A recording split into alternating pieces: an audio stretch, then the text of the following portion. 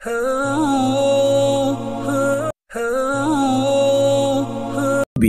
সাল্লাল্লাহু আলাইহি সাল্লামের প্রতি ইঙ্গিত করে বলা হবে, ওই ব্যক্তিকে যাকে তোমাদের কাছে পাঠানো হয়েছিল।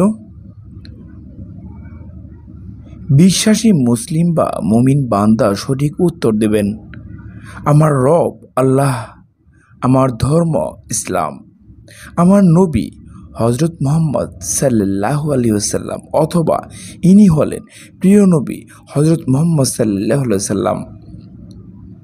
আর যারা পাপী, গুনাহগার ও অবিশ্বাসী তারা বলবে, হাল আদরি, হায় আমি কিছুই জানি না। আর পুণ্যবানদের সঠিক উত্তর শোনার পর বলা হবে, তাকে জান্নাতি লেবাস পোশাক পরিয়ে জান্নাতি বিছানা সাজিয়ে দাও এবং জান্নাতের সঙ্গে সংযোগ দিয়ে দাও। আর উত্তর দিতে ব্যর্থ পাপী ও অবিশ্বাসীদের জাহান্নামের শাস্তি শুরু হয়ে যাবে।